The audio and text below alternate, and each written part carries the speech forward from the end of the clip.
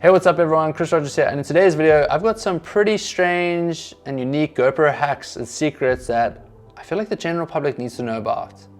And I don't feel like anybody's spoken about them yet. So yeah, let's show you guys. Before we get into the video, I just want to give a shout out to Luminor AI for sponsoring this week's video. Luminor AI is an incredible photo editing app that I've used and talked about in a previous video, and they've got some really new exciting features that I'm going to show you guys, but we'll get into that a little bit later. So the first sort of hack and secret I want to talk about is the new max lens mod that GoPro released with the Hero 9. So if you're not too familiar with the Hero 9, this is the ultimate stabilization accessory to get for this camera. Now, I don't know what GoPro have done, but they've treated this lens with some crazy hydrophobic treatment to get water droplets off. I don't really think it works that well. I prefer keeping my lens or my dome wet when I work with the GoPro. Now, I've spoken about this in previous videos before that my preferred method is keeping the lens wet the entire time. I prefer keeping a thin film of water over the lens so that when water droplets hit the lens, they actually become a part of the thin film of water instead of having to hit the lens and then roll off. In my experience, in my 10 plus years of filming with the GoPro, I personally do think this is the better method. There are a few cases where the other method is a little bit better. 95% of the time, I would go with this method. Now, usually when I get a new GoPro or a new camera, the first thing I do is I apply sort of this special G-Dome water treatment. You can use spit as well. I think even some dishwashing soaps work. And usually what that does is it kind of sets in and removes whatever treatment GoPro put on. However, it just didn't work with the Max Lens mod. I tried over and over again. I even filmed some clips that you can see no matter what happens, whatever treatment GoPro put on, it just pushes everything off. And I could just never get the result I wanted. So the solution, believe it or not, is to actually burn it off. The same way one would burn the inside of their brand new scuba or freediving mask. Usually you do that so the mask doesn't fog up. Similar thing here, but instead we are removing the sort of hydrophobic coating GoPro's put on. I know that GoPro will not endorse this. I'm not responsible if you try this and you mess it up.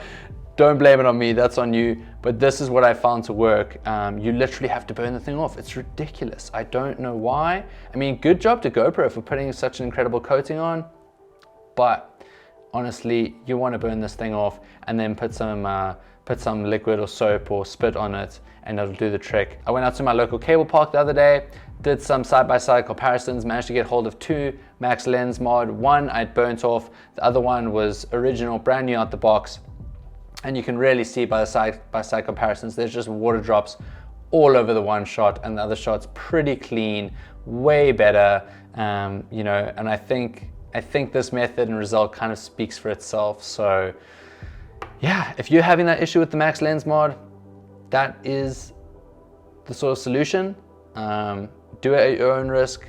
Be very quick with the flame. You know, you might need to go a little bit more around the edges in the beginning. Burn that shit off, and you're not going to have any problem with the water drops. So the next sort of tip I want to talk about is pulling screen grabs from video for photos. Now, usually I wouldn't recommend this, but I think since about the Hero 7, GoPro has a 4K 4x3 mode. So this is capturing video at 4,000 by I believe 3,000 pixels, which is pretty much the same quality as the photo, except with the Hero 9, the photos with the new megapixels are a little bit more. But honestly, this resolution is pretty much good enough for pulling screen grabs and getting a really high quality screen grab, which is good enough for Instagram. Honestly, it's probably good enough to blow up on a wall, but 4K 4x3 video is such high quality that pulling a screen grab on something like VLC or QuickTime, you're gonna get a pretty incredible shot. And so you might be in a situation where you wanna shoot both photo and video.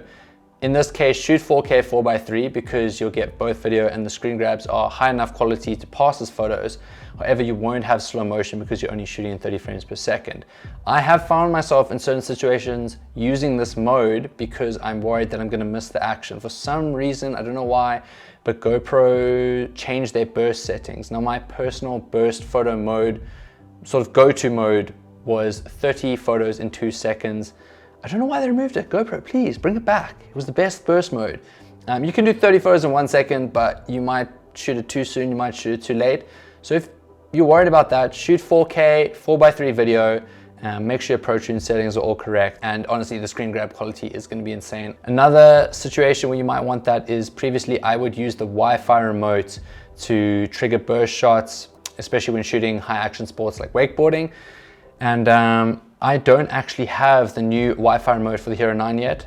It is on the way. So instead of having to worry about trying to trigger it with the remote, I've just been shooting 4K 4:3 video. And as you can see in some of these shots here, it's a pretty high paced shot. I come past the camera pretty quickly. There's a lot of movement. I didn't want to shoot a burst photo. I wanted to show the quality of a screen grab. So when I come past wakeboarding here, obviously some of the other shots we were shooting in slow motion, it's 1080 at 240 FPS. That is by no means nearly good enough quality to pull a screen grab, but we also shot it in 4K 4:3 video, so we could pull a really high quality screen grab. And so yeah, just gonna select one of these frames, jump into Luminar AI, and we'll edit this guy.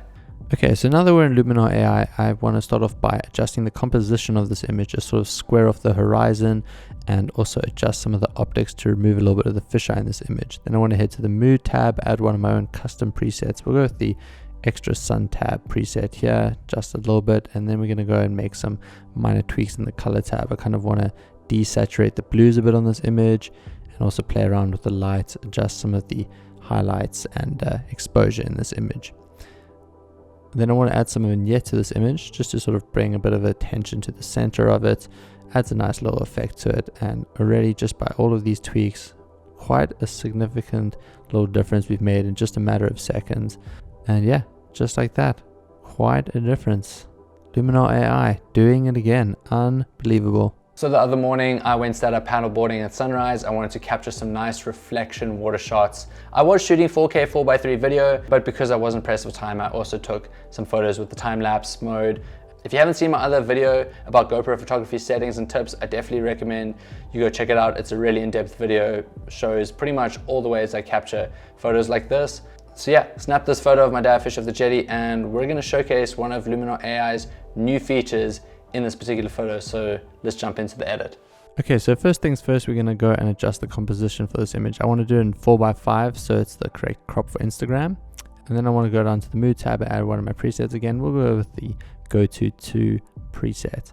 And then one of the things I really want to show in this new version of Luminar AI is the replacement sky feature. Now the new update actually shows water reflections, which is absolutely incredible. I don't know how they've done this. The AI in this software is just mind-blowing, and you can see just by selecting different sky options, we're getting a reflection in this water. And I mean, if I use the slider here, just in a matter of seconds, we've made a substantially big difference to this image. It's pretty much a completely different image. I wouldn't always advise doing sky replacements, but for certain photos, it's pretty incredible. So I wanted to edit one more photo in Luminar AI, and I wanted to edit probably one of my favorite action sports photos that I've ever taken, which was, I believe, on the Hero 5 back in 2017 of Shota Tsuzuka, a professional wakeboarder from Japan. So yeah, let's see what we can do with this. So we'll head down to the mood tab, and we'll start off by applying one of my presets. We'll choose the Cloud Sky Pop 2 preset. And then we'll head up to light and make some adjustments on the shadows and the blacks. And then we'll go and enhance the image ever so slightly. And then we'll just also add some vignette to this image, just to put more focus on Shota in the middle of the image. Then we'll head down to the optics tab, and we will adjust it to just remove some of the fisheye that the GoPro has. Then we'll go and just make some small tweaks on structure as well. And finally, we will adjust the composition to 4:5 for Instagram. And if we take the before and after slider, we can see quite a significant difference. And pretty incredible the amount of information we've been able to bring out of this image, considering it's a JPEG image on a GoPro that's from quite a few years back. Yeah, so I think that pretty much sums up this video. Hope you guys learned a few things, found it insightful. And yeah, once again, big shout out to Luminar AI for sponsoring this week's video. It is such a fun app to play around, really intuitive, easy to use interface. And yeah, if you want to check it out for yourself, I'll have it linked in the description below. It's not a subscription service, which is really nice. It's a one-time payment, and it's a really, really amazing editing tool. Makes photo editing really easy and a lot of fun to play with. You can get pretty creative, and I believe they've given me a discount code, which I think is limited to the first couple people who use it. So you definitely want to make sure you do it before it runs out. And yeah, check out this awesome editing app. All right, I'll see you guys in the next video.